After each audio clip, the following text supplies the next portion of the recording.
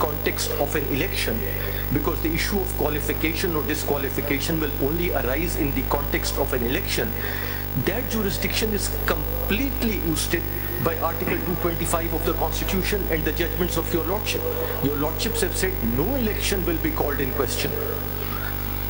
The meaning under Article 225 of the Constitution, and your Lordships have said in Javed Hashmi's case that election starts from the time the Election Commission notifies the schedule till such time that a candidate is declared, returned or elected. The decisions of the election tribunal, your Lordship have said in Raza Hayat Hiraj's case, cannot be called in question even in a writ petition. Prior decree B cannot be used.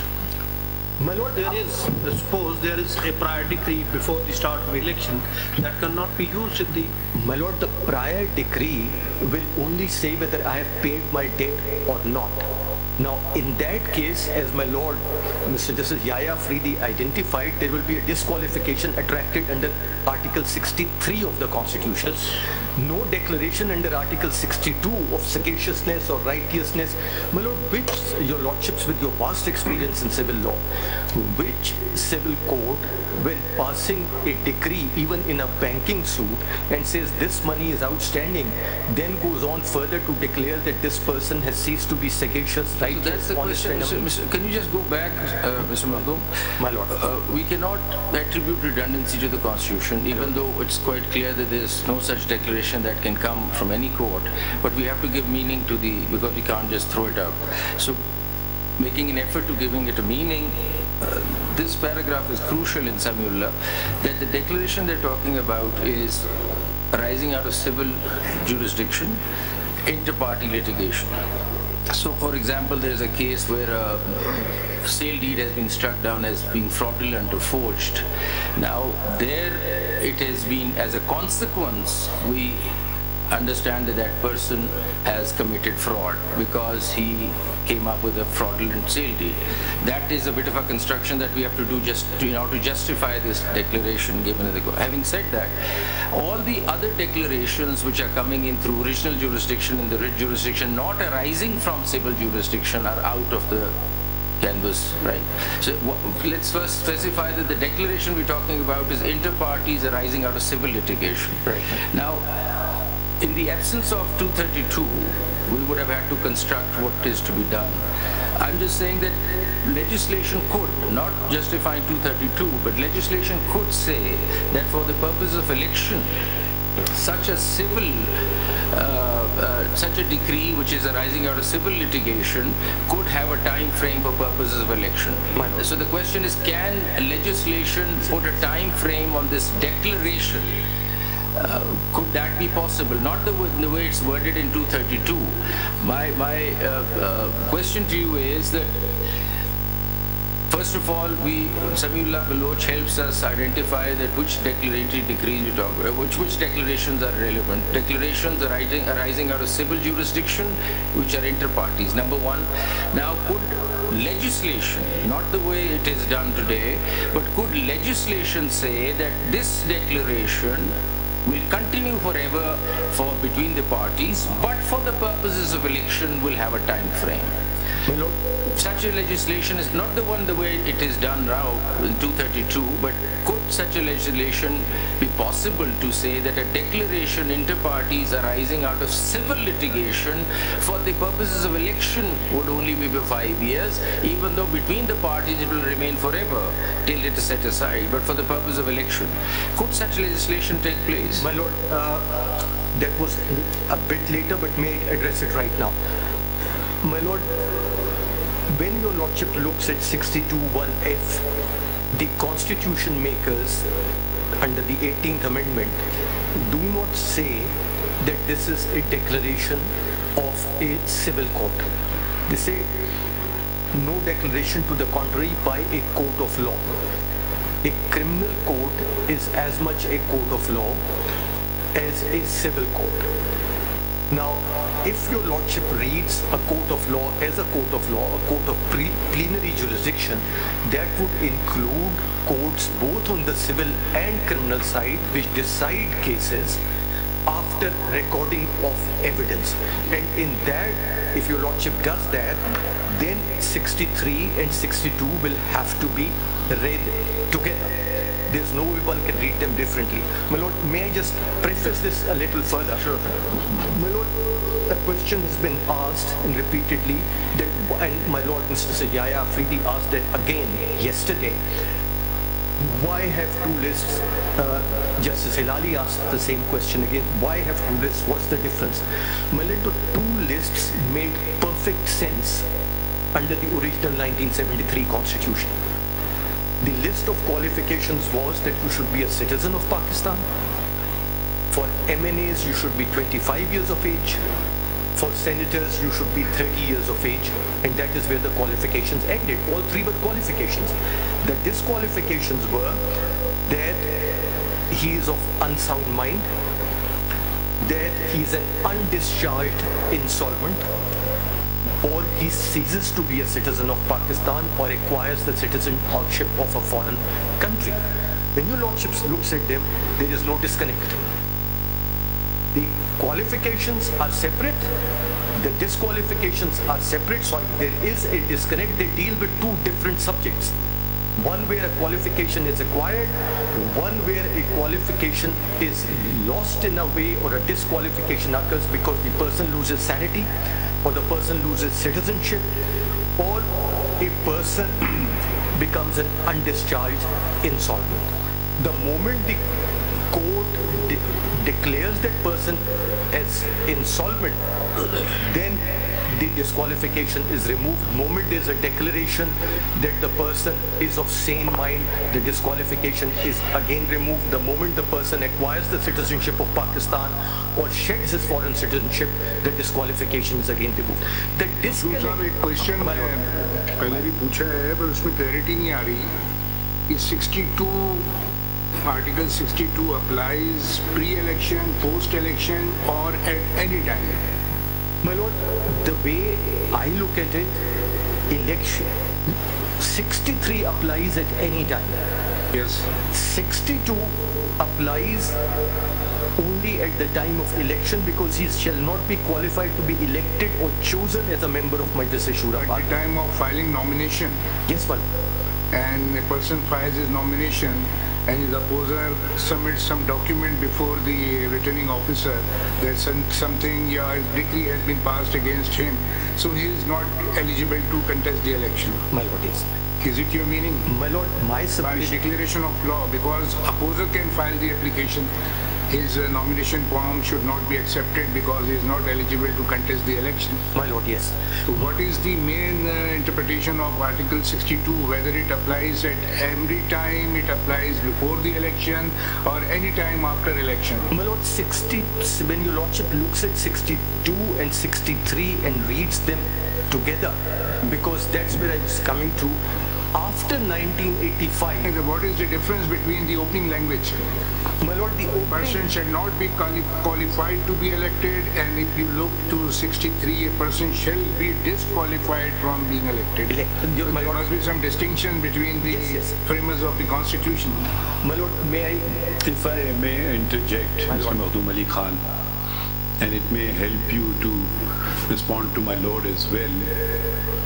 Somehow, as I see it, we've got bogged down in restricting ourselves to reading just a particular provision of the Constitution. And we seem to have forgotten the Constitution as a whole. What is the Constitution all about? What does it do? What are the fundamental rights? Article 17, more importantly. And we are going to a particular provision of the Constitution and just reading those and disregarding everything else. We're disregarding the history of Pakistan. We're disregarding the constitutional history of Pakistan in particular. We're disregarding the fact why these amendments were brought into the Constitution.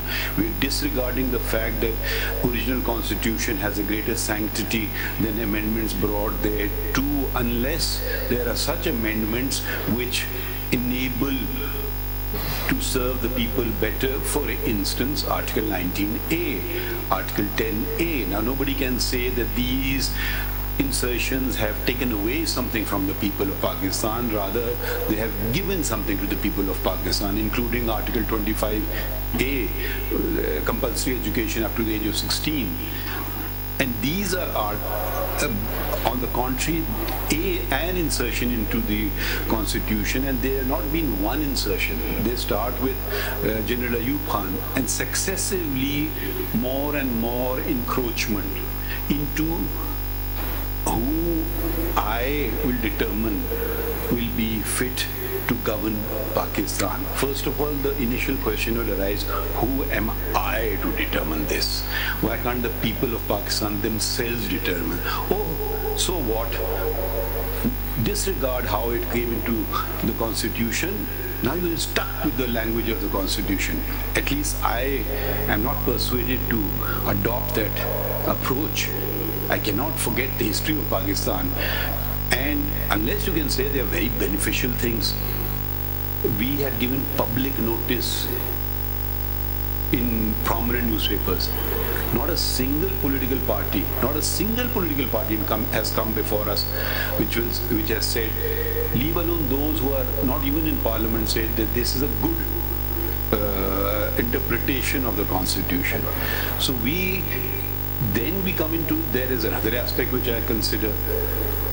There are things which are specifically mentioned.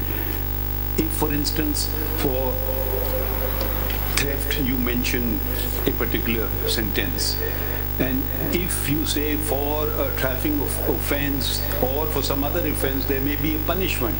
But for instance, the legislature forgets to mention for what duration.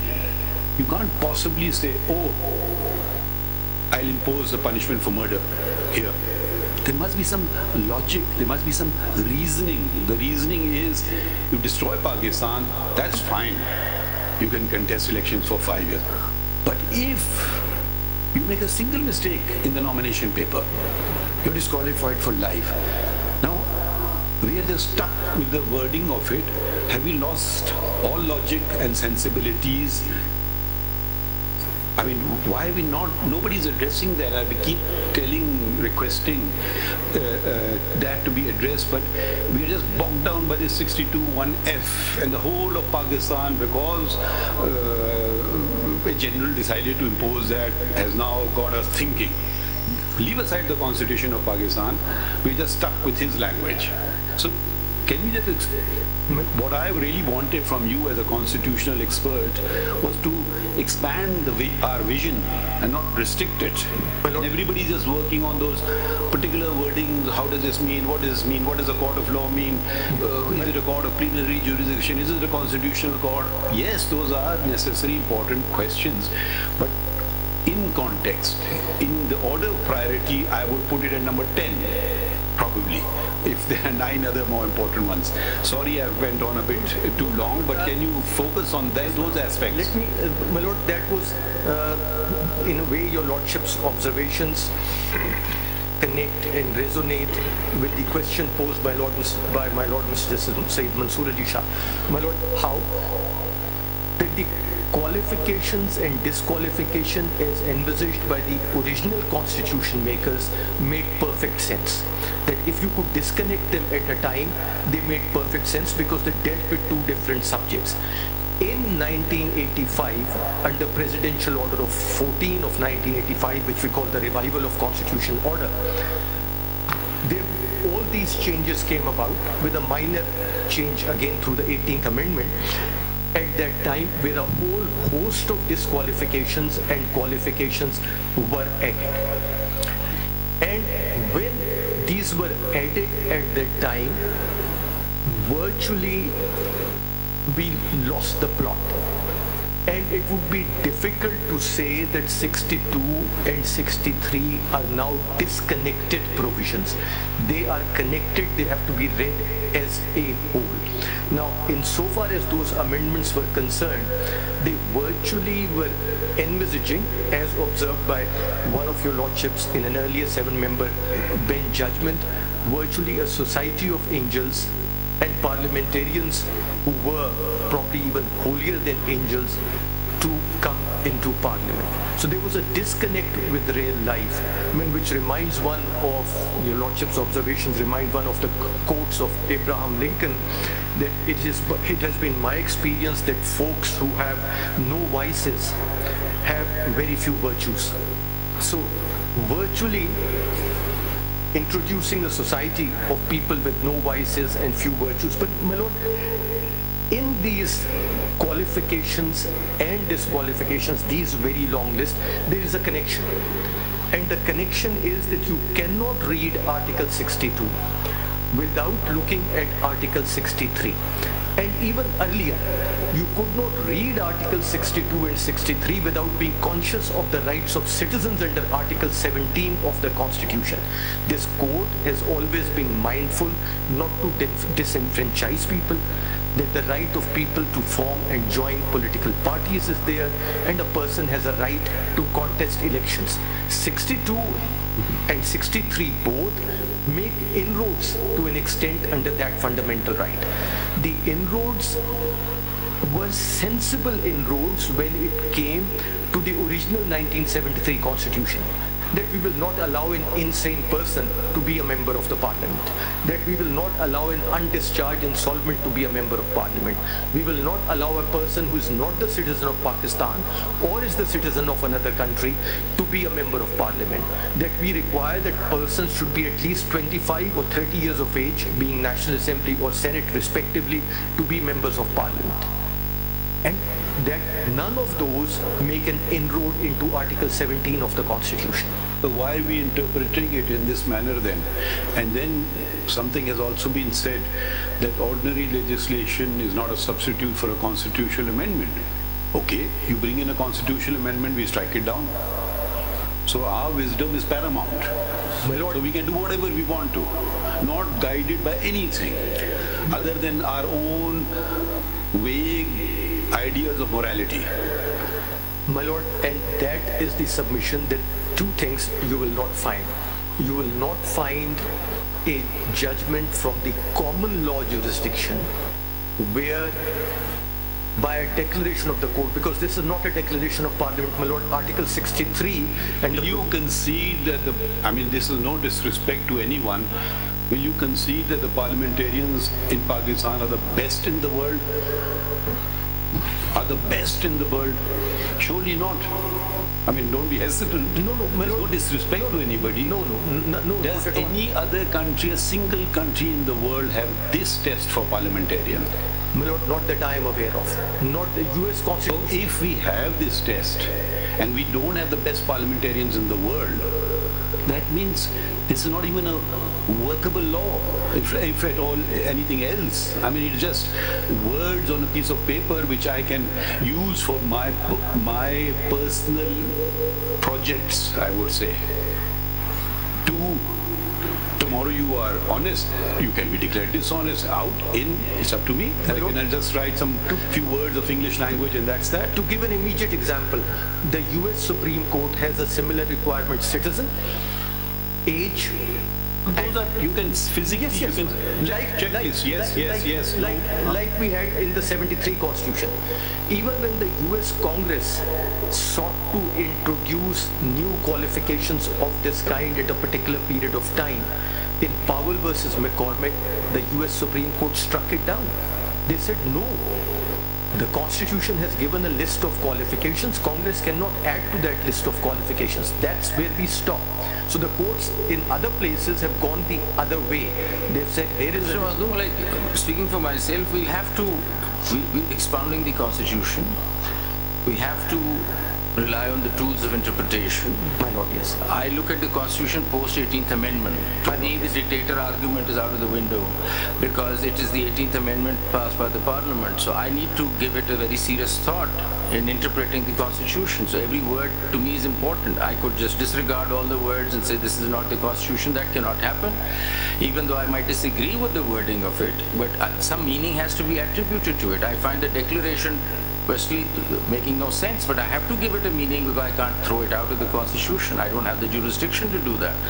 So having said that, you were at that moment explaining that the court of law could have criminal and civil both. Could you just resume from there and explain? A court... Can you also attend to a side query with what my Lord has just observed?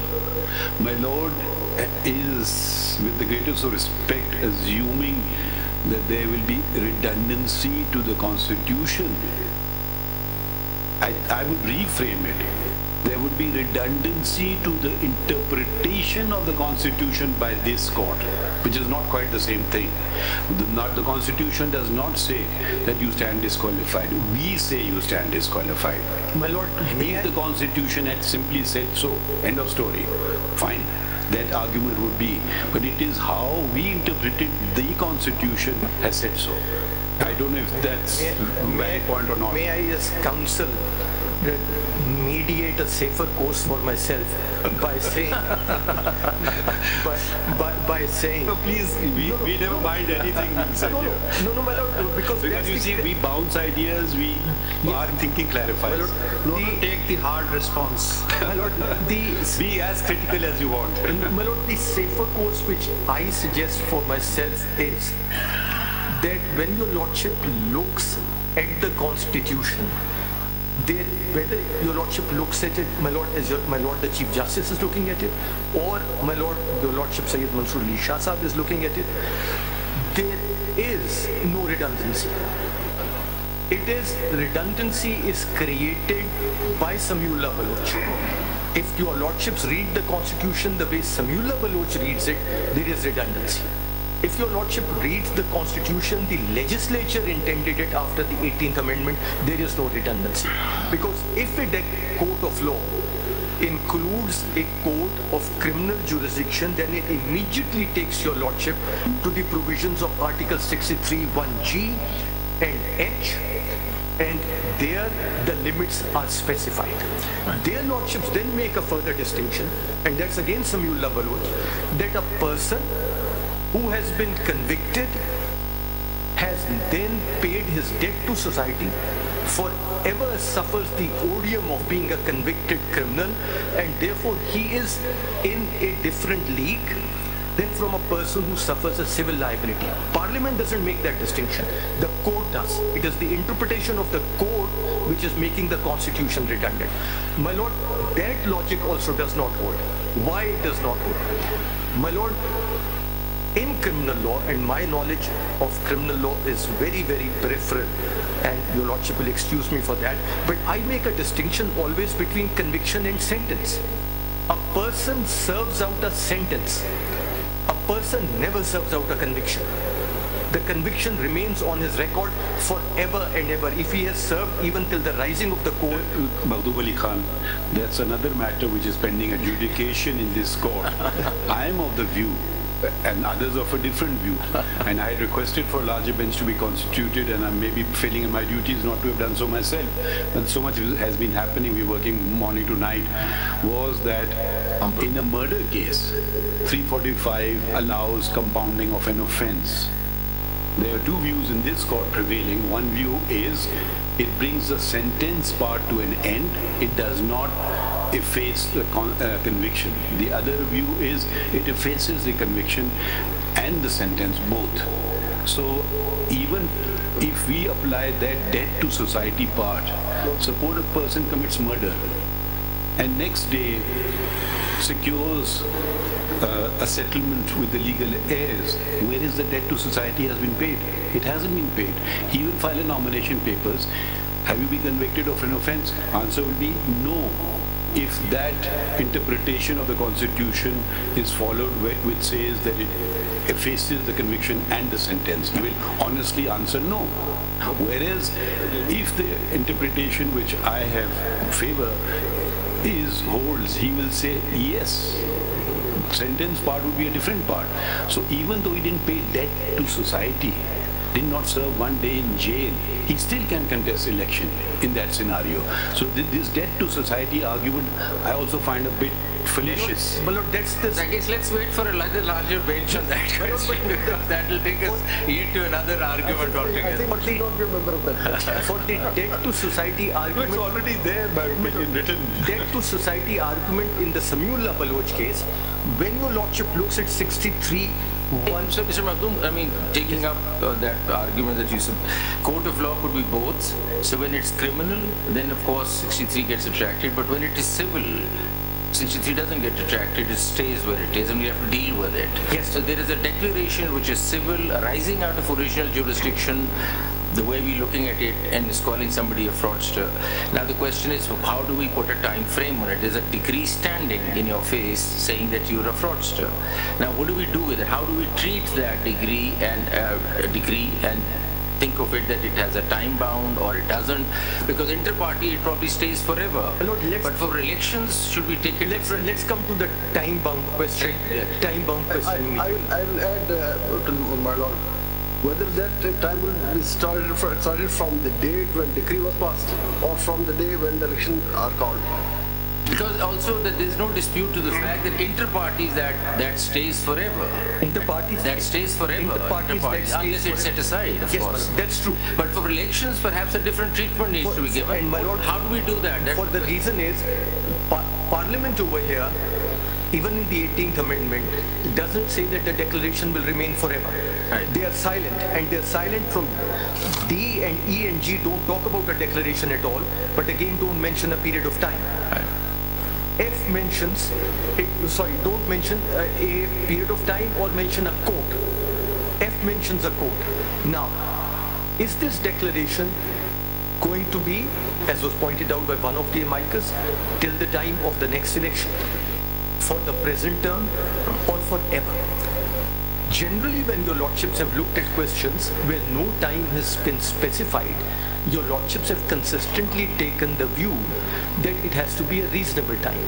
My lord, to give an example which obviously comes to mind from civil law jurisdiction, there is no time specified for filing a revision under section 115 of the CPC, if I correctly remember. Now it has been inserted 90 days. 90 days. Now it is 90 days, but they didn't used to be, even when there wasn't. Before we come to that reasonable time argument, first of all, you need to understand the basis. If the decree stands for life till such time that it's set aside between parties, why should it be given a different treatment for election purposes?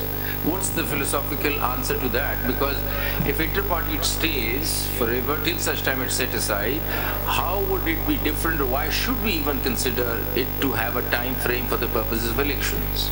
My lord, for two reasons. Number one, if that decree comes in the context of elections, it is simply impossible.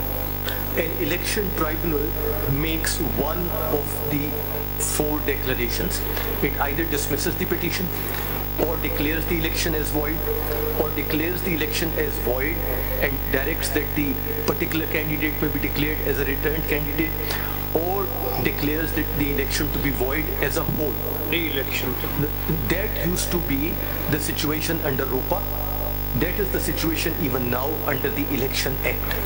For offences under the Election Act, for corrupt practices, for illegal practices, the session judge tries them. Now some of them tried by Election Commission, some of them by the session judge, and we need not go into that question. PPC itself has a chapter on election offences and where punishments are prescribed. Your lordship will notice that when your lordship looks at corrupted illegal practices, the maximum punishment of illegal practices in none of those cases exceeds 2 years. So only for the corrupt practice that it can go for a longer period. The principle of proving a corrupt practice is beyond a reasonable doubt, and therefore my respectful submission is that the court, the parliament was thinking of those kind of declarations when it talked about a declaration under 62(1)(f). This business of a civil law declaration, with great respect, has been introduced by this honorable court, introduces that a civil liability will virtually strip a citizen of his fundamental rights forever and ever.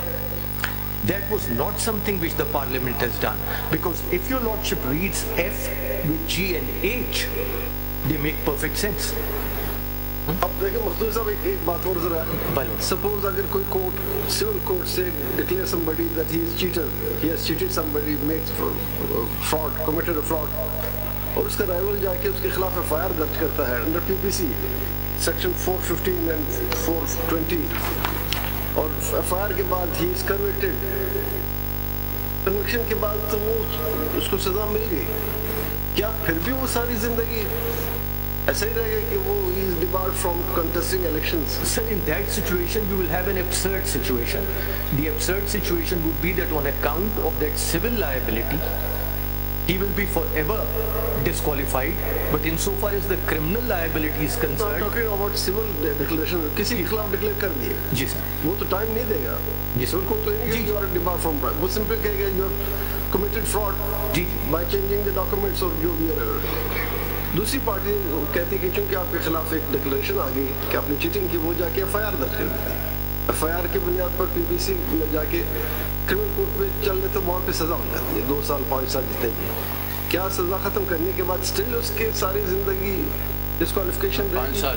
Sir 63(1) as के तहत उसकी disqualification खत्म हो जाएगी, लेकिन अगर वाली बात है कि इसको 63 के साथ पढ़ा जाए, अगर समीउल्लाह बलोच सही फैसला हुआ है, Samiullah Baloch has been correctly decided, then on account of that civil declaration against him he will be disqualified for life.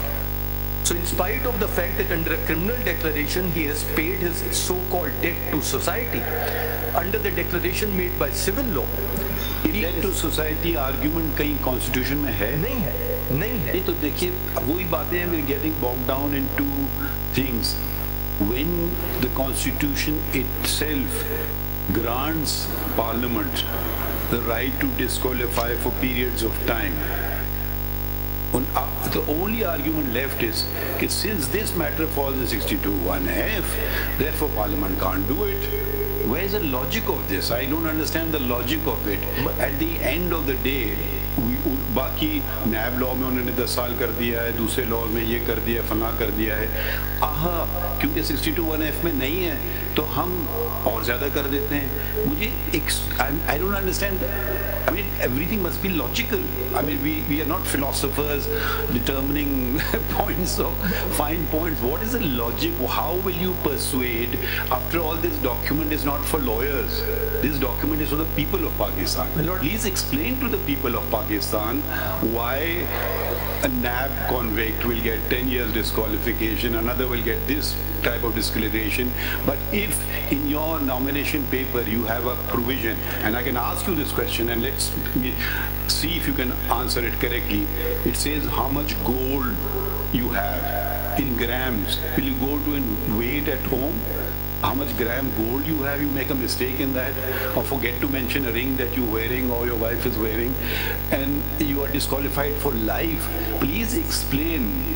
I mean, let's not get so bogged down in constitutional niceties where people of Pakistan lose trust in the constitutional document of Pakistan. That is very important. Please explain it to, because you are on live television, explain it to the people of Pakistan, the logic of it. My lord, because it's a 5-member bench judgment of this honorable court, may I respectfully submit that the logic is too subtle for me to decipher.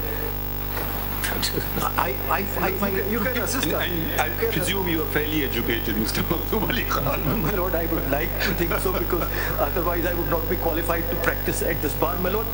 So talking about logic, which the Honorable Chief Justice, and taking that further, if a convicted person, a conviction, as you said, stays, if a convicted person can come back and contest election, so it appears that the Constitution is treating election as a totally different ball game, yes, and looking at convictions and decrees. Yes. So if a person who's convicted can come back, then a person with a decree can also come back. And my lord, some of it may have history behind it. Your lordship may look at AG much more than an offence of moral turpitude, right, is the offence of somebody who is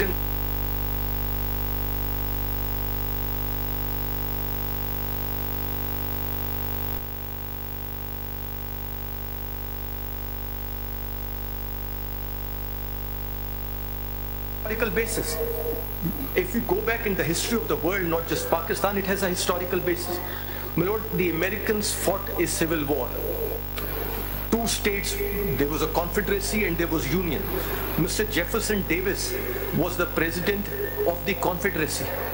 Mr. Jefferson Davis, the prosecution against him collapsed. His vice president, 2 years later after the Civil War, was elected to the US Senate. Why?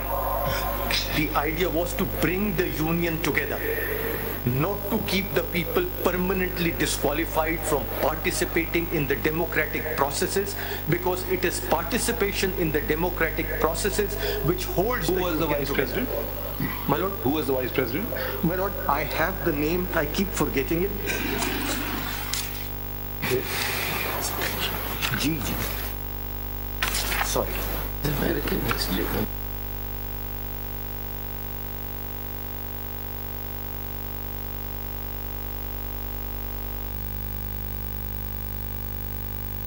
Alexander Stephens. And he returned to the Senate in January 1866 and but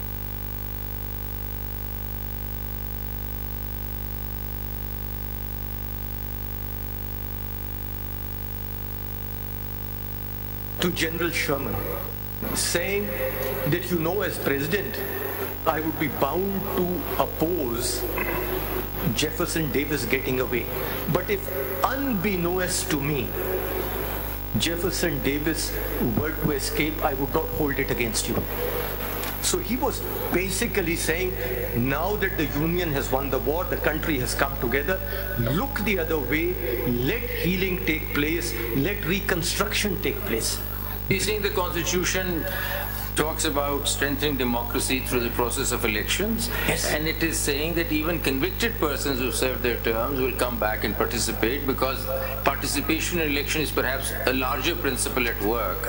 People need to come back into elections because that then strengthens democracy. Yes, my lord. And let the people to decide who is righteous, who is who And is Makhdoom sir, I just wanted My to lord, know my ladies. whether this part of the article is towards the whole society, the court be giving a decree against the whole society, like he is dishonest towards the whole society, or what? Like if I have a problem with someone and the court pass a decree against me in that particular case, but towards the whole society, I'm a very pious person, rightful, what would be the effect of that decree? Your lady. Why should that constituency, the people of that constituency, lose a rightful person? But in a particular matter, he was declared as a dishonest person. I bow to that observation. That is absolutely correct. That, and to taking from that, your leadership's observation to what my Lord Mr. Justice Mandukhil identified, that is really the issue over here, that you have created both a debt to society concept and you have created a civil code. My lord, the court talks about af or toba or forgiveness. Now, how will the forgiveness come? They say that forgiveness is to come and this declaration is to be remained till it is removed. How will it be removed? My lord, take the example of the applicant intervener in this case. This honorable court disqualified him. Could he have gone to the civil judge Lodra and got a certificate or a declaration after 2 years or after 6 months or 2 months that I have become very penitent, I am pious, and now please give me a certificate that I am non-profligate, honest, sagacious, sadiq and ameen, and that would have washed off the disqualification finding by this honorable court under 62(1)(f) of the Constitution. This is a court, my lord, with great respect, and I say so with the utmost humility, like many other concepts in this judgment, which is pure invention. Abdul Sahab, I am still waiting for my answer. My lord, the submission in your When lord, it will be triggered at the time of nomination, or this will be seen by the election tribunal, it is very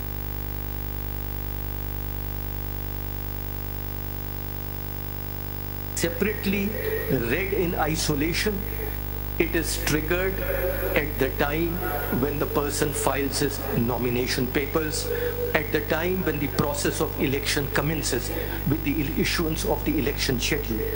If your lordship are to read the two articles together, then the words, my lord, qualified, elected or chosen are also there in 63. Then even if he passes that initial barrier and contests that election, but it is discovered that he suffers from a lack of those qualifications, then under 63 that will survive. So if your lordship is... Who will see that? Election tribunal. Election tribunal, my lord, because your lordships have held repeatedly that an election as provided in the constitution cannot be called in question in any other manner except through an election tribunal to which an appeal lies, from which an appeal lies to even this honorable. Before the tribunal, the person who is contesting the candidature of that particular elected person, he has to produce that declaration that please see that it was not placed earlier before the returning officer. Yes, my so lord. he's not competent. Yes, my lord. You mean to say? My lord, 63 does not talk of a declaration, so he will have to say that this person, now because of the language of 63, he was somebody who was disqualified from being elected, and therefore the 62(1)(f) declaration which I am now producing, you have to look at and disqualify. Now your lordships have said in Javed Hashmi's case that from the date the election schedule is issued till the time that a candidate is declared return, that is the process of election.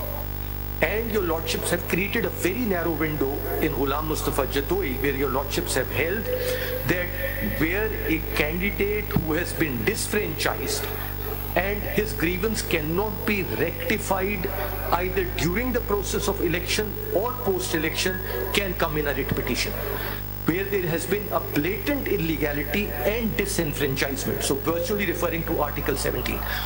Out of that narrow window, the bar of Article 225 is reasserted again and reiterated by a bench headed by Honorable Mr. Chief Justice Nasrul Mulk remains.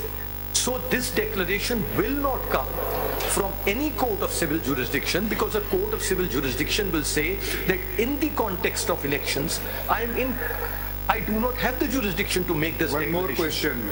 At the time of filing nomination, the person who is opposing the candidature placed something on record, and then the RO decides you are not eligible to contest the election. Is it the declaration? It is not, because RO is not a court of law. Only civil justice. That definitely is not in this honorable court. And then what would be the position? He will place on record something that earlier this declaration has been passed against this man, so the RO can reject the form. My lord, that has to be a declaration by a court of law under 621F. And if there is, and that declaration is there now under 621F, he can make that. My submission is that this is a situation which is more a product of legal imagination than legal reality, because such a court does not exist. High Court can grant declaration. My lord, High Court under Article 199A2 can issue, in my respectful submission, both writs of declaration and writs of certiorari. That language is wide enough to cover both. But the High Court will suffer from the same limitations insofar as election is concerned as any other court in the country, because Article 225 will come into play. Your lordships have in other cases held that the threshold is even higher, both in terms of locus standi and adequate alternative remedy, when an appeal lies to this court, because we will get an opportunity to correct the error if it was there. That is why, where the High Court interferes under Article 212, your lordships have invariably held this cannot be done, because even if the tribunal is acting without jurisdiction, the matter will come to us under 212 and we will satisfy it. So why should you look at it in 199 or 184.3? It will be back to us under 212. So Mr. Mazur, the question then really is, I mean, once we've cleared this, that the declaration has to be from the civil original jurisdiction, arising out of civil jurisdiction, that's been sorted. The only question is the treatment to be given to the time frame of this civil declaration. Now, the bit of an unease is to the fact that you're reading into the Constitution, or you could interpret it by saying that we can pick up the period from 63 and import it into 62(1)(f), that's one. But what do you say that in the meanwhile, while this was going on, legislation has come about and the legislature has stepped in before the courts could step in, and the legislature has come up with a certain time frame. The question is, does that legislation, I mean, would it not have been better had the legislation been that any declaration arising out of civil jurisdiction for the purposes of 62(1)(f) would be 5 years, would have been a better language, but they went ahead and said that the disqualification period in 62(1)(f) is 5 years. So is there a possibility of reading down 232 and bringing it in line with it and just leaving it to the legislation rather than us constructing a 5-year period, because the legislation has also stepped in already? Could it be read down and that fixes the problem? My lord, may I begin with an aside and immediately come to it? My 30-second aside is that I do not subscribe to the doctrine of reading in at all. I think it's a very suspect doctrine. Sure. It has no basis in constitutional jurisprudence anywhere in the world. Correct. The dishonorable court has subscribed to it in more than one case, but my respectful submission is that the doctrine of reading in has been brought in other common law jurisdictions to save rather than strike down statutes. That cannot really apply to the Constitution. And that cannot apply. Because you're actually saving it for the Constitution. And my lord, how do you use the doctrine of reading in? You say that we will read the Constitution in this manner to save this statute. Right. It has never been used either to give a different meaning to a provision of the Constitution to strike down a statute or to limit the rights of a citizen. That's why I'm saying, you see, would it not be an easier course, now the legislation has come in, is there a possibility of reading down the legislation and resolving this problem rather than just inventing a period for 62(1)? My lord, may I suggest, with your lordship's leave, a third course? The third course is that your lordship is hearing 185 petitions. In none of these petitions, a statute is directly... hearing appeals. 185 appeals. Right. In none of these appeals now, leave has been granted, the statute is directly under challenge. Right. The statute has come in later. There will be, if the statute survives, the legislature itself, the next legislature may repeal it. If the statute survives, there will be cases before your lordship where a challenge is directly made to the statute, and your lordship, after hearing a full argument on both sides, would be in a better position to read down the statute or save it by reading in or strike down the statute. Over here, if your lordship, as your lordship is dealing, your lordship has to squarely deal with whether the Samiullah Baloch case has been correctly decided. The question that's been framed for us is that not only Samiullah Baloch but also the insertion of the section. In that context, we're looking at the whole problem. My lord, if, as was pointed out by Mr. Faisal Siddiqui yesterday, if Samiullah Baloch is overruled, then there's nothing wrong with the statute. It is only if Samiullah Baloch is upheld, then the statute has to be struck down, because a statute directly contrary to an interpretation of the Constitution placed by this honorable court cannot survive. Because we struck down the section 232 when the matter is not before us. That's why I'm saying that your lordship should neither uphold it nor strike it down, leave it for another day. That's a submission I made, my lord, unsuccessfully before your lordship in another case, 2-1 of course, where I said that there is no frontal challenge. Wait for the controversy to ripen, wait for the issue to mature, wait for a full argument to be made. Just one question. My lord. Do you subscribe to the doctrine of constitutional abeyance or absences as put forward by Mr. Faisal Siddiqui in quoting Michael Foley? My lord, I agree with that doctrine that if there is a... Would you like to expand on it a bit? My lord, what I may suggest is that if your lordship may look at what the legislature has done, even now, though your lordship is not called upon... So your argument is that we forget about the legislation and we just homing in on Samiullah Baloch alone. So having said that, what's your argument to the effect that how do you put a time frame to 62(1)(f) if we are not looking at legislation? My lord, I would say that this lifelong ban has been brought in by the court. Even if this were to mean... I think the decision doesn't talk about life ban. My lord, my lord, your lordship is right. It says it's not lifelong. It says it's not permanent. It depends on that particular declaration. My lord, and declaration which has attained finality. Oh. So you see, that says that. No. You see, if let's read it. No, let's take a declaration which is from the Supreme Court, finalized by the Supreme Court. Then what? My lord, suppose, Mr. Makhdoom, if there is a declaration by the trial court and eventually upheld by the Supreme Court, and then this person puts in as an application for nomination papers, then what? My lord, then again... It is for life. It's for life. My lord, even if it is a decree of a civil court, which has not been appealed, it's for life. This honorable court says, your lordship is right, my lord, I'm sorry for using a shorthand expression, that it doesn't say for life, but it says for the duration of the declaration. My lord, as counsel, I can never conceive of asking your lordship a question. Let me ask myself, can I conceive of a court which can then give a declaration that the previous declaration, which has become final and binding, is no longer valid? The principle of res judicata will come in. The response is, if we declare or interpret a declaration, will it serve the purpose? My lord, which declaration?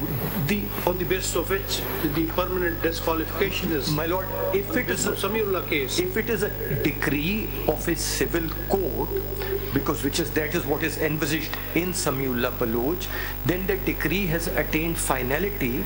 Decree must be in the light of or keeping in view Article 62. Yes, my lord, but there will be... If it is declared or interpreted as such, will it serve? If your lordship today looks at it, if we look at the language, consequence of permanent nature, and my lord, the word is there on page 437. A final decree has binding effect and is commonly described as a past and closed transaction having permanent effect.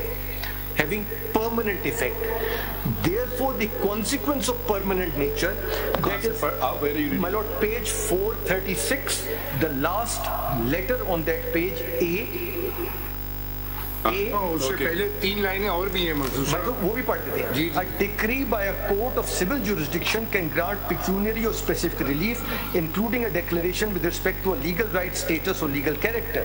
Such a decree that is based on admissions or evidence and sustained by reasons attains finality after remedies before the higher fora are exhausted.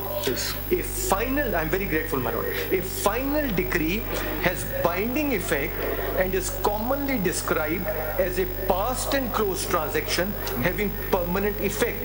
Therefore, the consequence of permanent nature, that is incapacity, following a final and binding decree of a court of civil. So obviously, the decree has been attained finality, and after filing appeal and exhausting all remedies, obviously it will attain finality. Even in the banking court, a decree has been passed, appeal has been dismissed, leave has been refused, and it attains the finality. And my lord, if your lordship will look at paragraph 26, immediately after Why not read para 36? My lord, I will, if your lordship will permit me to read 26 first. See, the final decision, the conclusion drawn, if you come to para 36, my lord, yes. on page 444. Yes, my lord. And also read the conclusion drawn by Justice Sheikh Asbat Saeed.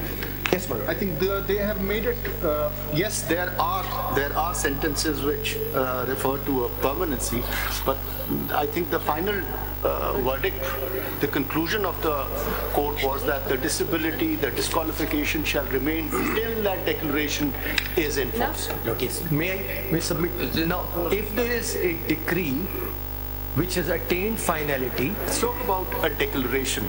My lord, a declaration, the court talks about, if your lordship will see. No, let's take the example, if there is a declaration that is attained finality, what do we do with that for election purposes? A declaration which has attained finality, a declaration which has become a past and closed transaction, how will your lordship reopen? That's the point. Your lordship cannot be reopened, and that is why they say it's a permanent. But if the declaration has now, it is envisaged that either because of my tawbah, I will go to the civil judge and say that now I have become penitent, give me a declaration. Now that declaration cannot come either under 42. Mr. Uzair suggested that could. My lord, but which court? Mr. Uzair said he had the key. He's a Michael, so I deal with him with kid gloves. He said we have the key. But where was the key? He never pointed out. He wanted a locked door because he disclosed his hand towards the end, because he said whatever your lordships will do, you will not reopen past and closed transactions. He also pointed out, my lord, since we are on that subject, that there was no time period specified in PO 14, and the time periods all came in subsequently under the 18th Amendment. With great respect, my lord, incorrect. When your lordship looks at PLD 85 federal statutes, except for a few provisions, the time periods are all specified there. Right. All the time periods are there. So that was not a correct submission. With great respect, that's contrary to the statute. So, Mr. keeping the Faisal Wawda's case, whether that permanent feature has been gone or it is still in field? My lord, may I say that there was no declaration. There are times when a court, having made a declaration itself, which it did in Samullah's Baloch case, your lordships have time to think and reflect and moved away. The author judge himself, in the Rind case, in the Shamona case, and in Khaja Asif case, moved away from the declarations which were made in Samiullah Baloch case. So I would say that these three judgments, while they couldn't overrule Samiullah Baloch, they considerably diluted the effects so we of just Samiullah want Baloch. your opinion on the fact, and what's your submission on the fact that there is a permanent decree or declaration. How do we deal with it for the purpose of election? How do we put the time frame or time limitation? My lord, I would say that a reasonable time. No, but won't you say that this is now an academic question because Parliament has done your job? Yes, my lord, and I would say how? If that law is challenged, like you said, we look at it. Yes, and my lord, the other thing is, if the statute was not there, if the statute... Then we have to think of it. Then your lordship would have to provide a But period. if we were to say that if the statute is there, are we saying that the statute, the vires of statute is correct? No, my lord. We're not saying that. May I point What out are we saying? My lord, if your lordship overrules Samiullah Baloch and do not touch the statute, do not hold it intra vires or ultra vires, leave it for another day. Today the statute is in the... When you say overrule Samiullah, there has to be some sort of a time frame built in. My lord, may I point out? But that is the statute has provided it. In spite of the fact that your lordship has not... In spite of the fact that your lordship has not struck down the statute or upheld the statute will remain in the field. So therefore today when a person goes to file his nomination papers, the returning officer is... The returning officer is confused because Samiullah Baloch says lifelong, the statute says 5 years. Tomorrow if Samiullah Baloch is overruled, or today if Samiullah Baloch is overruled, the returning officer, if I go to the returning officer and I say that this person should be disqualified because he has been imprisoned for 1 year, the returning officer will say, sorry, no, the time limit is 5 years. A person who has been convicted for 5 years may tomorrow come before your lordship and say that this statute is unconstitutional because it goes beyond the limits of 62(1)(f, that it is unreasonable, please strike it down. And in the face of that disqualification, your lordship may strike it down. You're suggesting that we look at Sameullah Baloch alone and say that this unlimited period is not correct and that stands overruled. However, in the meanwhile, a statute has come, so we don't say anything about the statute. That will be challenged later and we leave it there. Yes. And then the returning officer... Can I ask an unconnected question now?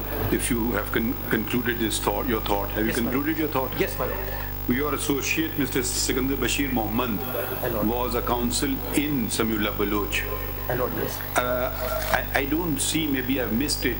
Was an Order 27A notice issued to the Attorney General and Advocate Generals of the provinces? I think it was. And my lord, Mr. Ashtar Osaf Ali, he was in attendance, that I know. He was in attendance. But was a specific notice, because there are cases which hold that you have to give a specific notice, not a general attendance notice. My lord, that is not apparent from the law report. Does he know?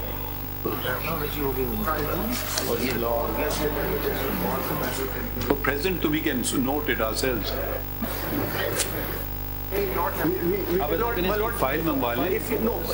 it is clear. Order 27 rule A ki notice di. My lord, it is clear that he was, if your lordship... He was in attendance. No, my lord, if your lordship looks at page 199 of the law report... 199 तो नहीं 400 कुछ हो. जी sir, ये नहीं, I'm looking at the wrong case. I'm sorry. कौन सा? ये तो 400 से शुरू. No, I'm looking at the wrong case. I apologize. This Number is 7.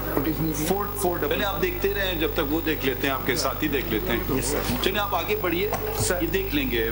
Mohammad साहब देख लेते हैं. हाजिरी तो हमने नोट कर ली है. जी, that's what On court notice is different from Order 27A notice. जी, ठीक. So there, अगर आप देख लें it only says that he's there on court notice. How have you concluded? My lord, my submission is on the question of... Can we speed it up a bit? My lord, if your lordship gives me 5 minutes, I'll wrap. You can, but just... My lord, now, besides the other problems, when Sameullah Baloch was dealing with the declaration, Sameullah Baloch talked about the doctrine of Tawbah and Af and forgiveness, but doesn't deal with it, and says that till such time that the declaration remains in the field. My lord, a declaration which is the result of a final determination will remain in the field till such time that it is undone by a court.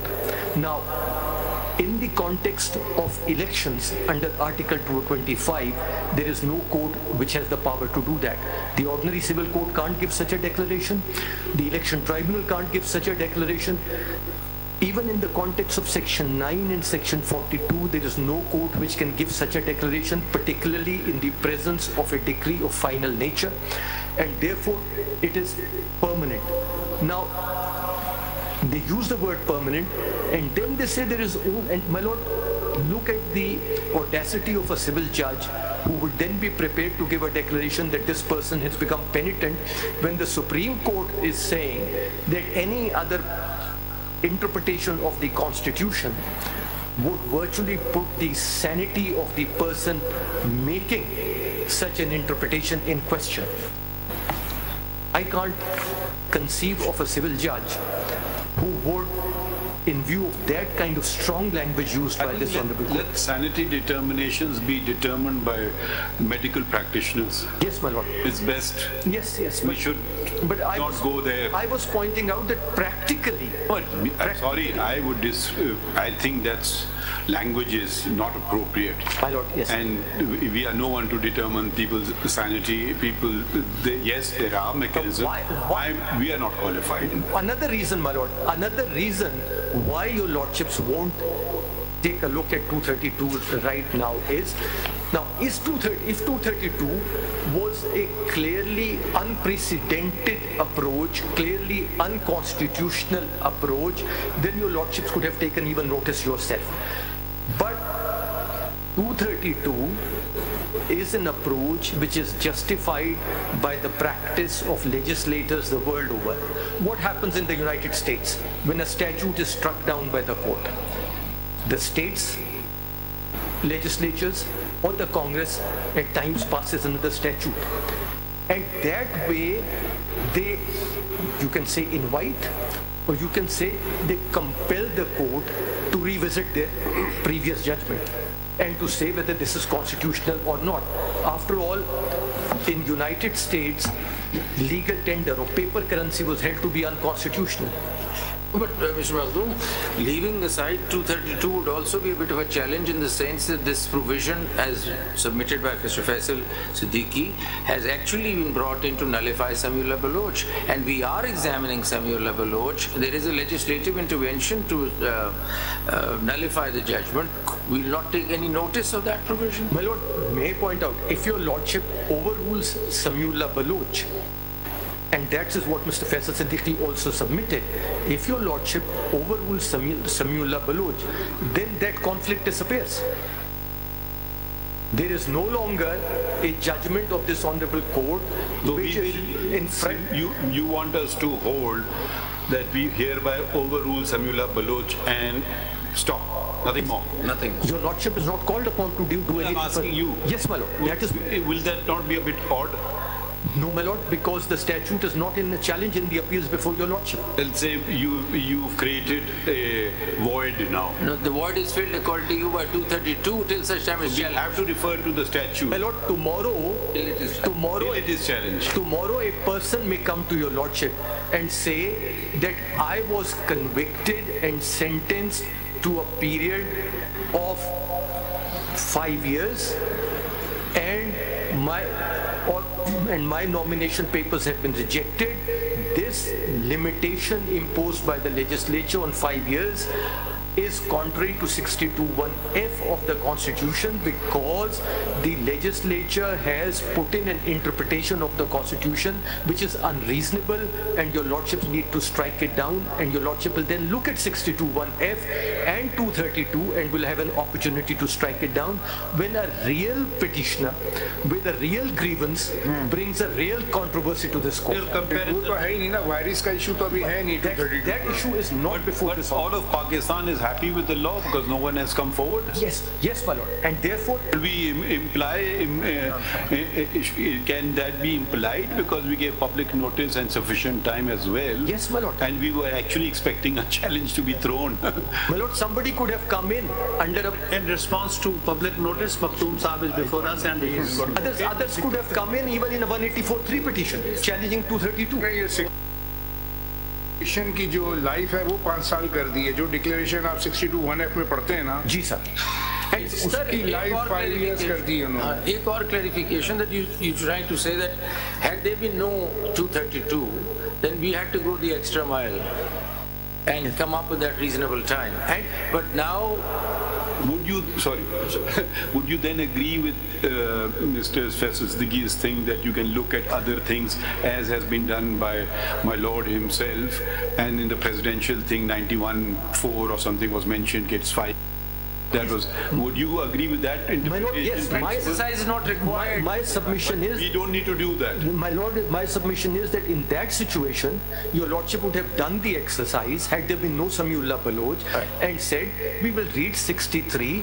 The legislature never envisaged more than 5 years for anyone, even somebody who had worked against the integrity of Pakistan has to be brought into the political processes of the federation so as he is integrated and his political party is so integrated, and therefore 5 years is the maximum. You can't go beyond. My Lord, a recent judgment which has come out from Australia is very interesting. In Australia, is it in your book? My Lord, it is not, because it's the result of yesterday. You have last night. Yes, my Lord. Sir? What's the judgment? My Lord, in Australia, now the world over there's a problem of illegal immigrants.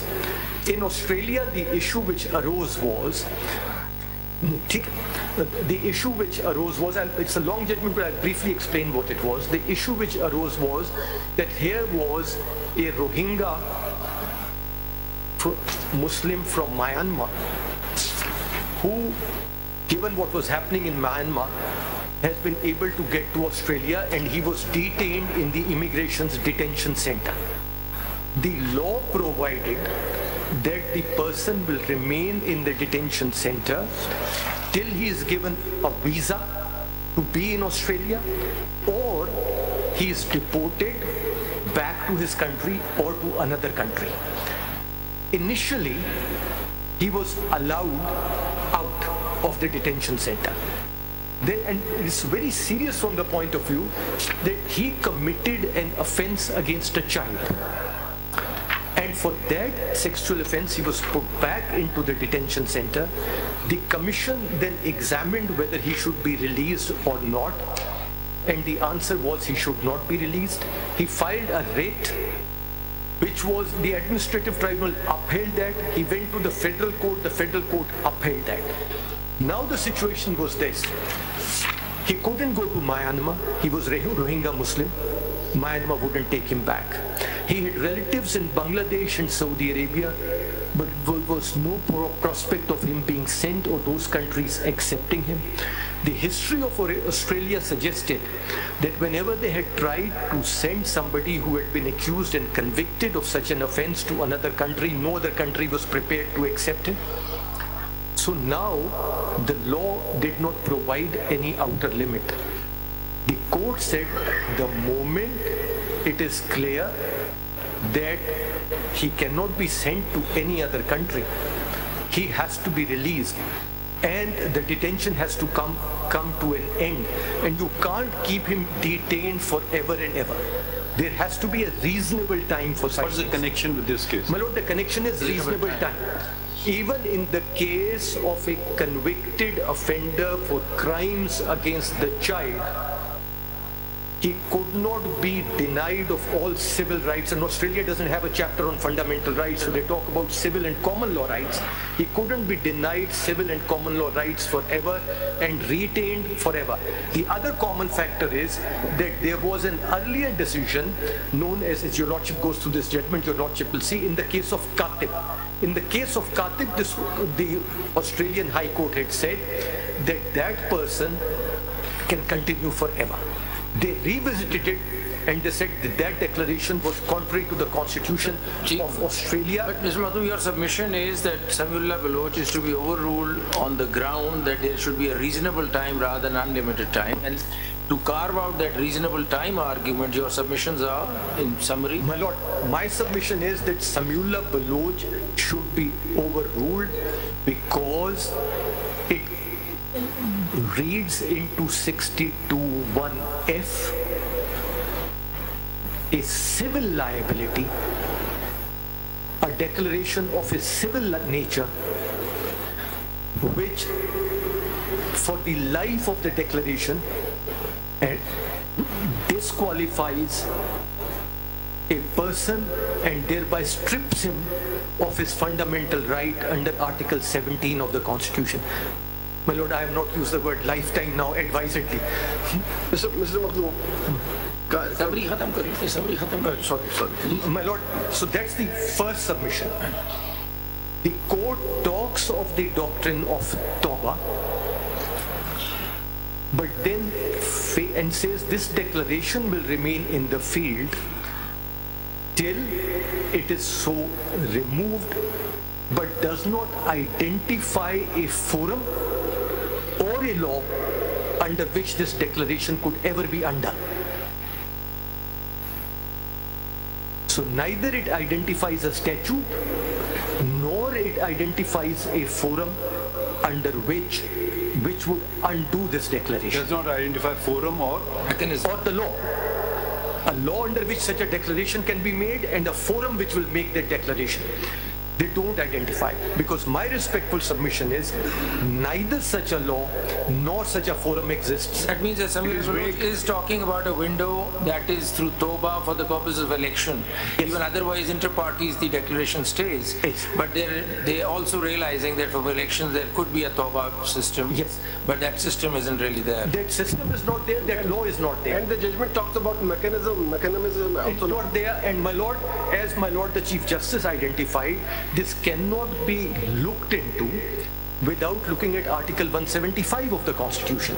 When your Lordship examines Article 175, paragraphs 1 and 2, all courts, including this Honorable Court, has only such jurisdiction as is conferred upon it by any law or the Constitution. And that law is not identified, that constitutional provision is not identified. You mean to say that no special court has been constituted for 62(1)(f)? My lord, even under 62(1)(f), if a special court is constituted, it has to be done under a law. There is none. So your lordships and no civil court will have a jurisdiction which is not given to it by the Constitution or the law.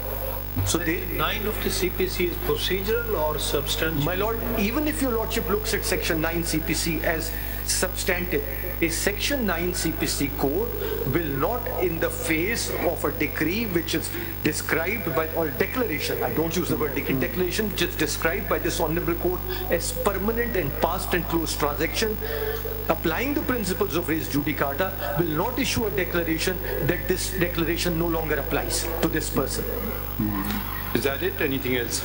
My lord, that is it. And just one more question. Is there any material which sort of talks about the importance of elections in the sense that people convicted or people having decrees against it, there's this cooling off period and after which they can jump into the ring again?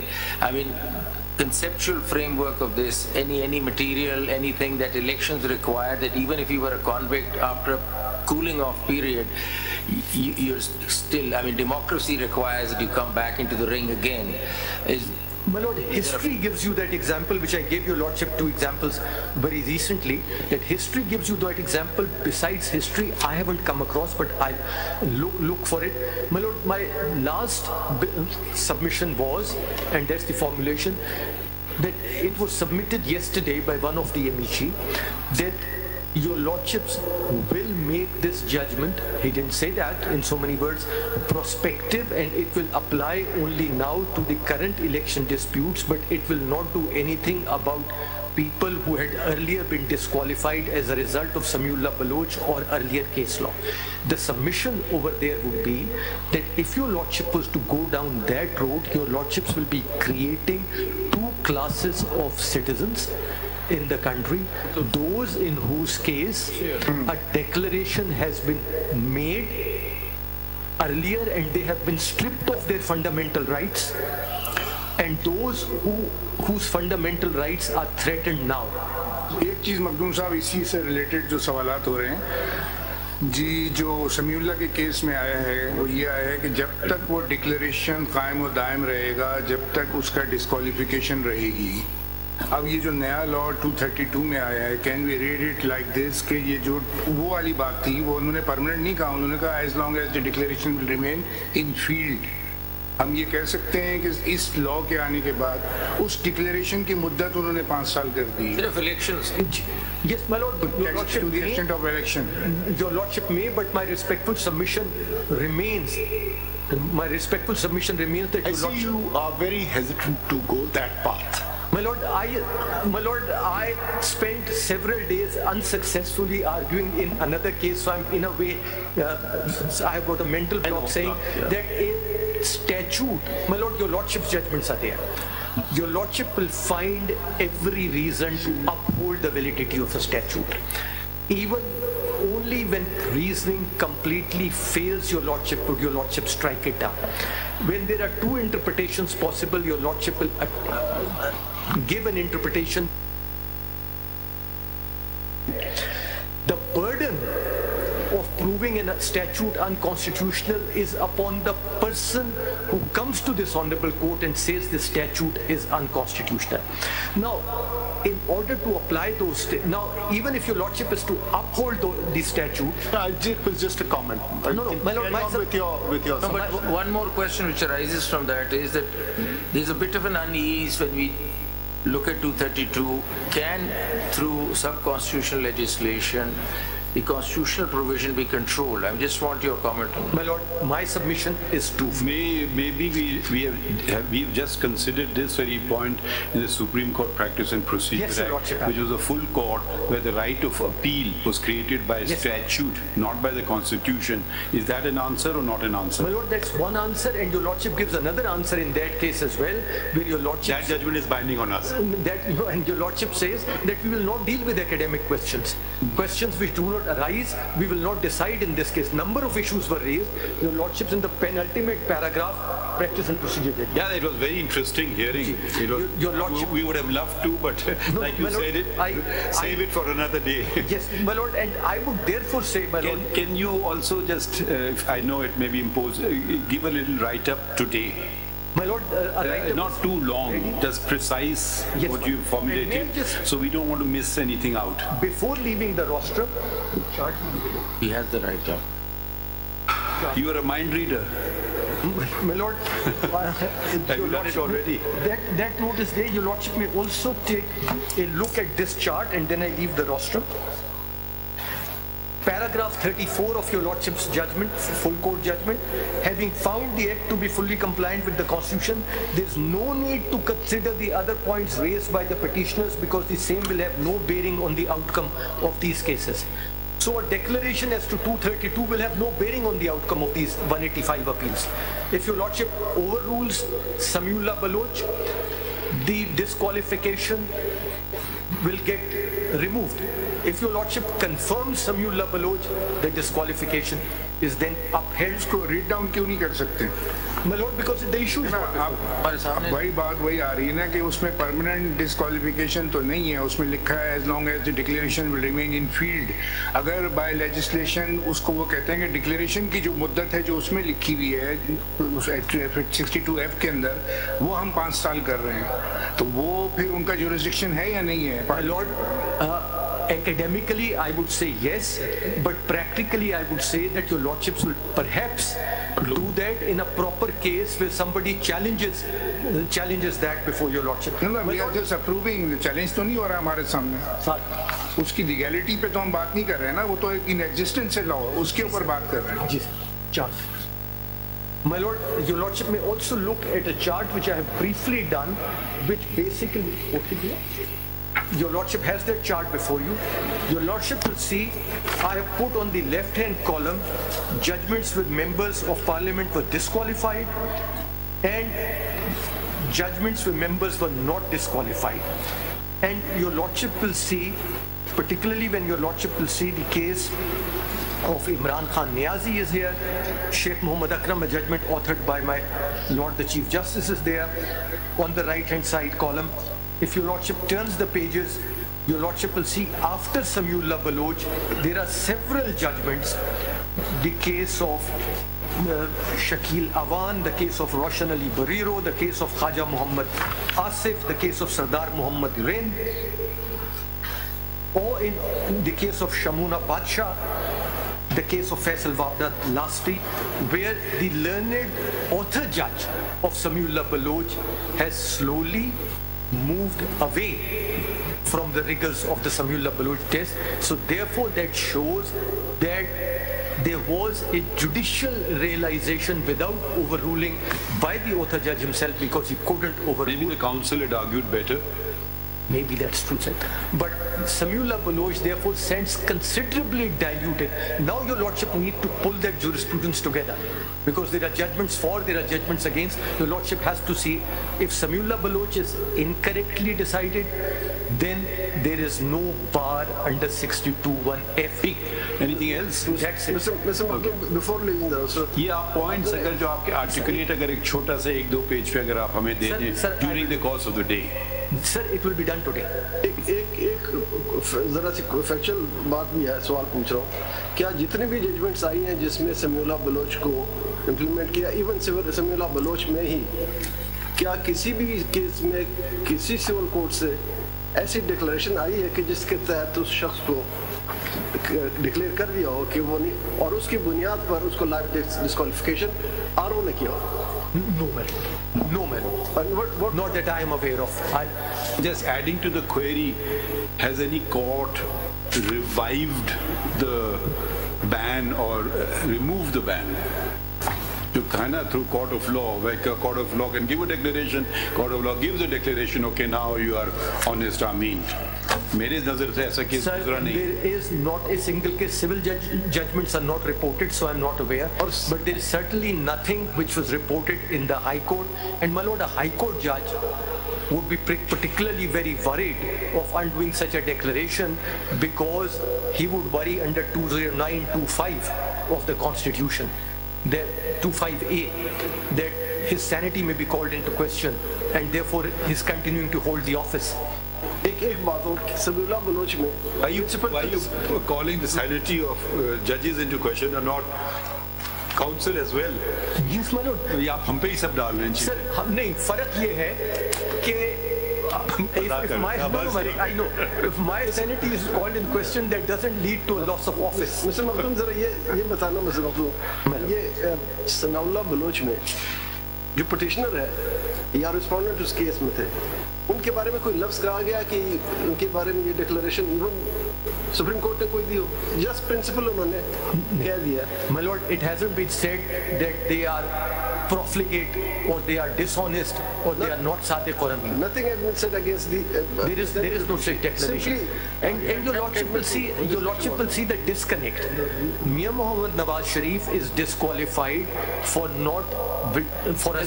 I leave that. I don't want involvement of names. We are only doing with the Constitution. Let's not give a name, my lord. A person is disqualified. We don't want to make it a political. A person is disqualified who has not drawn a salary because the salary is regarded an asset. A person is disqualified. That case is not before us. Because he's a trust, which trust his children had declared he is not. But a person is not disqualified. Maktoum Ali Khan, the first rule of counsel is don't argue a case for which you've not received a fee. My lord, I have finished my submission. Okay. Thank you. Has everything been said or you want to add? I want to say. How long for? I'm in your hands, but... No, we don't want to stop you. I Just tell us. understand there is a reference at 11:30. I try to wrap up by 11:30. There's a break also. ये नहीं कि आप हमें वहाँ तक खींच के ले जाएं. ब्रेक भी या तो हम उसके बाद बैठ सकते हैं. अगर आपके पास लंबा वक्त है तो हम उसके बाद बैठ सकते हैं. जी ठीक है. तो आप ज्यादा टाइम लेंगे? जी मुझे कुछ तो लगेगा. अच्छा, किसी तो हम पूछ रहे थे कोई और तो नहीं है? एक शॉप थे, उनको कुछ कहना था कि हम कम से कम सबको खत्म कर लें फिर आपको रहने देते हैं. जी. Well, I have two CMs, CMA 3 and CMA 21. I क्या चाह रहे हैं इसमें? Sir, इसमें I filed the concise statements in response to the orders passed by the Honorable Court. So I adopt the arguments of Mr. Maktoum Ali Khan. Thank you. You are supporting the law. Supporting the law, na? As is argued by Mr. Maktoum Ali Khan. आपका number क्या है? CMA? CMA 3. हाँ? CMA 3 और and 21. 21. Yes, sir. ठीक. Okay, आप हो गए. और एक CMA 22 सुप्रीम कोर्ट वाली वो मैंने विड्रॉ करनी है. Instructions withdraw. अच्छा, विड्रॉ चैम्बर हम देख लेंगे. ठीक है. और योर ऑनर, मेरी CM 18 है. मुख्तसर सी सबमिशन है कि when the legislature through 18th amendment introduced declaration in the article 62, parliament presumed that everyone is honest, everyone is mean, everyone is non-profligate, and unless there is a declaration, he shall be presumed as such. So this was the basic presumption, and that is rebuttable. Anyone who want to rebut that, आप अपना बताएं ना, आपका क्या मौकिफ है? जी, जो अभी ला है उस आपका मौकिफ क्या है? मेरा मौकिफ ये है कि बिल्कुल हर आदमी सादक अमीन है जिस वक्त तक के साबित लेट्स प्रूवन अदरवाइज. यस. और फिर जब उसने कोई ऐप कर दिया एक दो इंस्टांसेस से, everybody is assumed to be innocent unless proven guilty. That sort of concept उसको. और फिर एक दो इंस्टांसेस से कोई झूठा भी नहीं हो जाता. एक दो इंस्टांसेस पे अगर वो फजूल खर्ची करता है वो प्रॉफिलिगेट भी नहीं साबित हो सकता. एक दो वाकयात से नहीं, ये उसका मुसलसल कंडक्ट साबित करेगा डिक्लेरेशन के टाइम। और हर शख्स गलती का पुतला है। बिल्कुल। और जब डिक्लेरेशन आ भी गया तो फिर भी तौबा के दरवाजे के लिए उन्होंने मुद्दत मुकर्रर कर दी 5 साल वैलिडिटी, जैसे किसी लाइसेंस की भी वैलिडिटी है। उस डिक्लेरेशन की वैलिडिटी लेजिस्लेचर ने 5 साल कर दी है। अब 5 साल के बाद अगर कोई आदमी फिर भी कहता है कि ये सादिक अमीन नहीं है तो वो दोबारा जाके डिक्लेरेशन ले ले कि इसको 1 आ गया डिक्लेरेशन, इसने फिर भी अपने आप को तौबा के दरवाजे तक नहीं लेकर गया, अपने आप के अपना रास्ता मेंड नहीं किया। He is not married and he is still not सादिक एंड अमीन और he is still profligate, he is still dishonest, तो वो ले आए दोबारा, वरना 5 साल के बाद दोबारा प्रिज्यूम ये किया जाए कि ये इसने तौबा कर लिया। थैंक यू जी। जी CMA 135, my lord. May I adopt the arguments by the petitioner? And I support the law. CMA number? CMA number 135. अच्छा ठीक है। 22. ओके ठीक है, short and sweet. Next. I'll just repeat that. Number बता दें। My lord, it's civil appeal number 1946/2020. 1946. Civil, आपकी civil appeal है? Civil appeal, my lord. Of 2020. You are supporting Samila Baloch or opposing?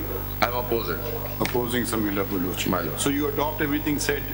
My lord, but just briefly, if I can just add. Want to add anything? बता दें। My lord, if I may just refers Article 62(1)(f), and I just would like to add that this article is conjunctive and not disjunctive.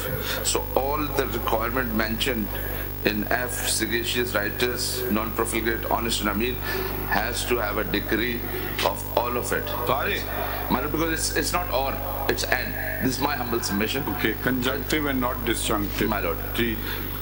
Number one, and my lord, in this regard, there is no such declaration till today. At least I have not come across. However, so many people have been disqualified. There has not been declaration to this effect in Pakistan. Conjunctive नहीं हुआ है, or even otherwise. There has not been a declaration saying that this X person is not Sadiq Ameen or honest. Further, my lord, I would like to state Article 63(1)(h), which talks about has been on conviction of moral turpitude. In my humble understanding, I would say that if somebody is convicted in this, say for example somebody is a thief and is convicted for it, then he's automatically disqualified under 62(1)(f) also. If he's a thief, how could he be honest and ameen?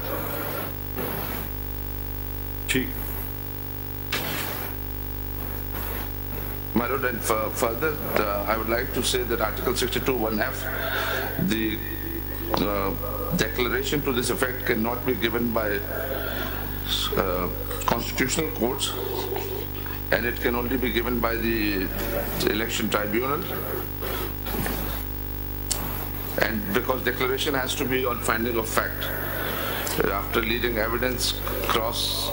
Because if it is held today that under Article 199, evidence has to be led. My lord. And cross-examined right my lord. has to be provided. My lord. Because if you are declaring somebody not honest, Article 10A requirements. Article 10A requirements. Exactly. Forum is tribunal. My lord. मतलब जो भी forum है उसमें ये तकाज़े पूरे करना चाहिए, evidence lead हो, क्रॉस एग्जामिनेशन हो, right to lead evidence in rebuttal हो। My lord. ठीक। Now my lord, quickly if I just come to Samila Baloch judgment and take my lords to page 442 para 32.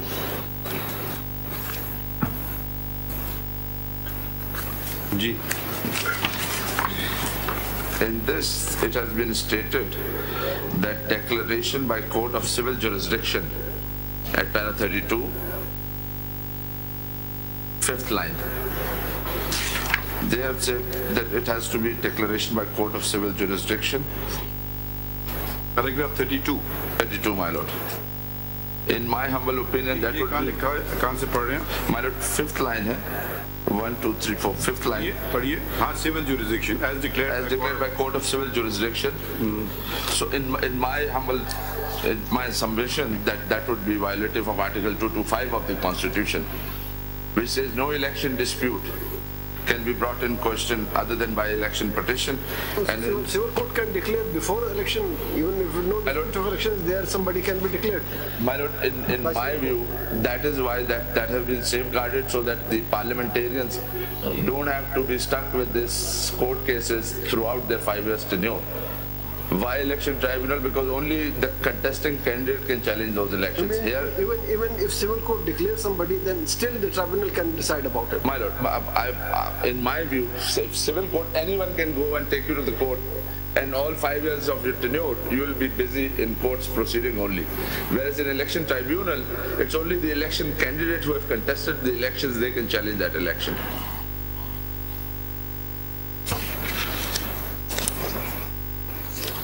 Mr. My lord, at page 443, if my lord would see para 34. If I may just quickly read this, my lord. In the post-18 constitutional amendment scenario, an adverse declaration by court of law against a candidate necessary to oust him from an election. It was held in Abdul Ghaffur Lahiri versus returning officer that a false declaration made in nomination paper by candidate about his academic qualification led to permanent embargo on the candidature for election. This is because Article 62 of the Constitution did not provide any period for which a person would stand debarred from contesting election, and therefore the appellant before the court could not become qualified merely by efflux of time. To the same effect is the judgment of Mohammad Khan Junejo versus Federation of Pakistan, appellant before you, my lord, wherein a deficiency in qualification under Article 62(1)(f) of the Constitution led to permanent disqualification. This outcome was followed in Aladino Bhayo's case, 2013 SCMR, in which the following observations were made in respect to duration of embargo. In this Aladino Bhayo case, relying on Mohammad Khan Junejo's case, who was appellant before my lord, it was said that this disqualification will haunt him forever. However, what happened after that in 2020?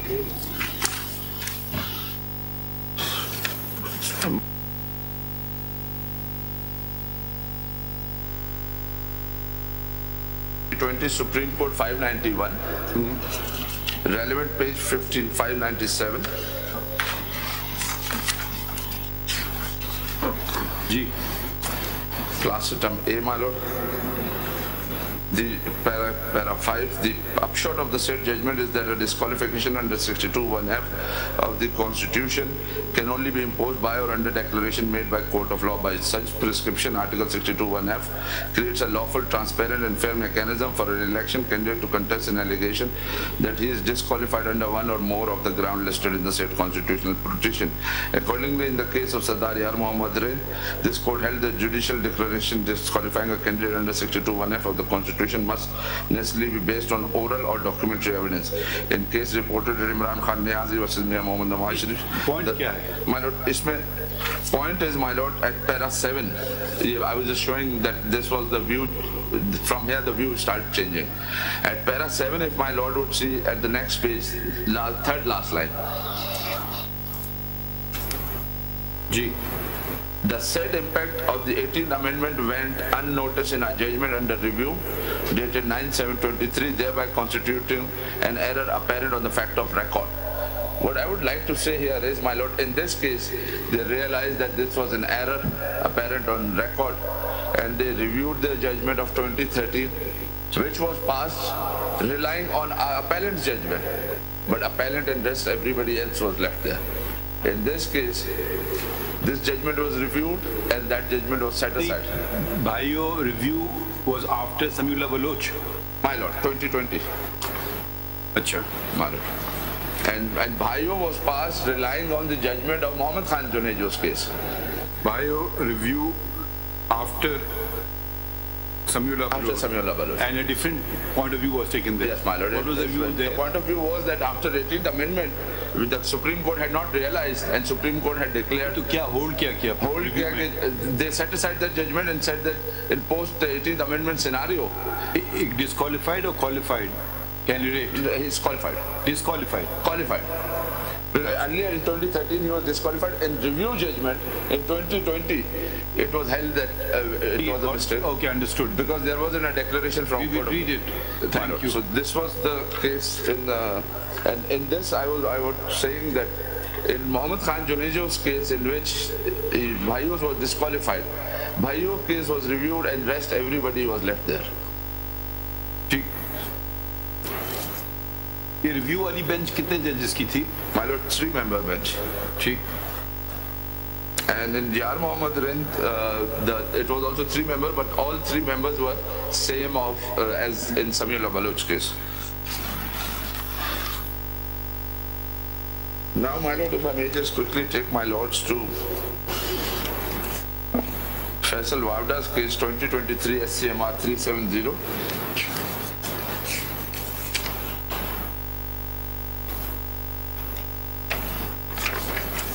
Paragraph 4, my lord.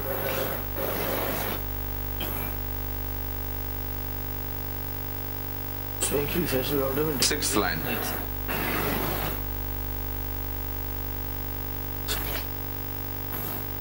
He admitted that he was disqualified from contesting the election under Article 63(1)(c) of the Constitution on the date when he had filed nomination papers for the election of NA 249 Karachi, and that his affidavit filed with the nomination paper thus contained an erroneous statement which he regrets. In order to demonstrate his good faith and remorse for his mistake, he undertakes that he will resign from the office of member of the Senate to which he was elected.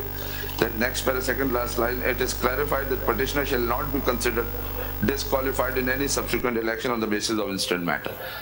In my view, my lord, this was the, in my humble view, this was the correct view taken rather than Samiullah's Baloch case.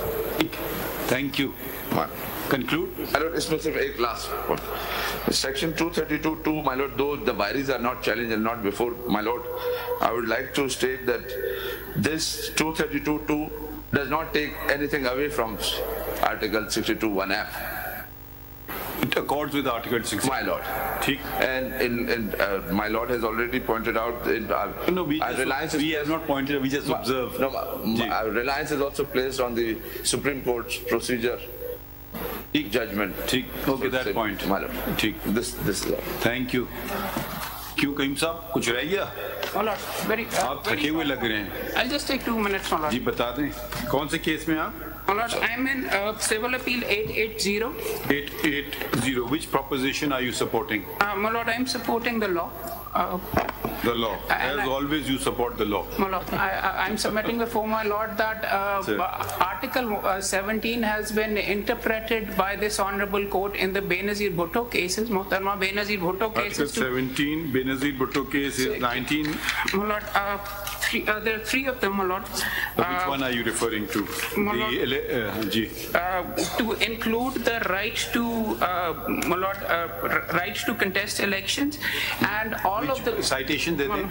My lord, मैं वही जनाब के सामने sir बता रहा हूँ. Sir, the first one was PLD 1989 Supreme Court's. Which one are you referring to? My lord, I'm referring to, my lord, PLD 1998 Supreme Court 388. 1998 Supreme Court. 388. Which page? At paragraph 165, my lord. Paragraph 165. ठीक है हम पढ़ लेंगे. My lord, इसके अंदर ये hold किया गया है कि fundamental right to it includes the Article 17 includes the right to contest elections as well. Right of association के अंदर add किया गया. I'm submitting before this honorable court that 62(1)(f) की सर जो declaration है, the declaration is about 1 point in time. It cannot be said that even if it is permanent, it states कि उस particular time के ऊपर आप सादिक और अमीन नहीं हैं. It cannot be held कि there is no principle of original sin in Islam. That अगर एक दफा आप बीच में हो गए तो वो बाद में नहीं हो सकता. What I am submitting before this honorable court is that the entire tenor of the election laws, अगर Elections Act 2016 देखा जाए और अगर रोपा भी देखा जाए सर, उसका जो section 67 है वो disqualification के बारे में बिल्कुल बात नहीं करता. वो election को set aside करने के लिए सर बात करता है. Disqualification is used as a basis for setting aside the election once. I am respectfully submitting that any disqualification which follows from such an interpretation or a declaration, if such a declaration would be given, would only be one time and would double punishment nahi ho sakegi is particular case ke andar. And I'm also submitting before this honorable court that in the Mubashir Hassan case and the NRO judgment, it was specifically stated that 62(1)(f is not a self-executing provision. What is relevant is the mechanism for its enactment, जो कि impugned जो law भी जनाब के सामने मौजूद. हसन वाला case की citation. My lord, Mubashir Hassan. It's at page 423, and my lord, the citation is PLD 2010 Supreme Court 265, paragraph 115. Para 115. My lord, and it was stated that this is not a self-executing provision. In fact, a mechanism has been provided, and the law which is before my lords has stated कि इसका procedure और forum provide किया जाएगा. सिर्फ time को उन्होंने touch किया है, but they have not gone ahead and provided the provision. So my respectful submission would be that the forum which is under 62(1)(f to give the declaration is yet to be provided. No redundancy is being attributed to the Constitution. However, the mechanism which is supposed to be provided is yet to be provided by the legislature. My lord, on the issue of Tawbah and Afu Darguzar, I have actually done some homework in provisions of the Quran. I have actually mukhtalif surahs I have highlighted. I'm tendering the same before my lord in my concise statement. Thank you, will be most useful. Thank you very much, sir. ये ले लें इनसे.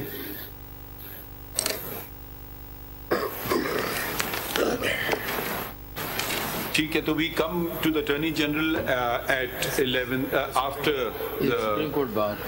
हाँ, sorry. Sir supreme court sir हम withdraw करना चाहते हैं sir. हमारी चैम्बर अपील. आपकी क्या चीज थी? 184 था. हमारी 184 था. अच्छा, ओके, यू आर विड्रॉइंग. जी सर. CMA है सर 22 सर ऑफ 2020. नहीं, वो कह रहे हैं विड्रॉ कर रहे हैं. विड्रॉ कर रहे हैं सर. चैम्बर अपील थी. जी sir, chamber appeal withdraw.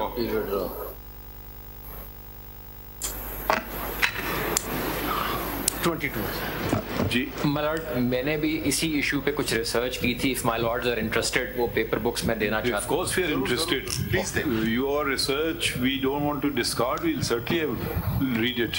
CMA number 8 में मेरी कंसाइज स्टेटमेंट है माय लॉर्ड्स, और उसकी जो जजमेंट्स हैं वो CMA आपकी क्या है? CMA number 8 of 2024. 8 of 2024 और रिसर्च डॉक्यूमेंट. ठीक है, थैंक यू वेरी मच. आप चाह रहे हैं कि हम कोई काम ही ना करें और नहीं. Thank you. Just on lighter note, curative principle के ऊपर है. Thank you for the very valuable assistance. Attorney general, if anybody is left over और the attorney general will hear after the reference after Friday prayers. ठीक है, मेरा हम आ रहे हैं वापस इन रिस्पॉन्स टू मकदूमा की खासा सर. इसमें बाद में हम यस सर 11:30 मेरा आप लोग मौजूद रहिएगा. हाँ, वो बता देंगे ना, हम रेफरेंस ही बता देंगे.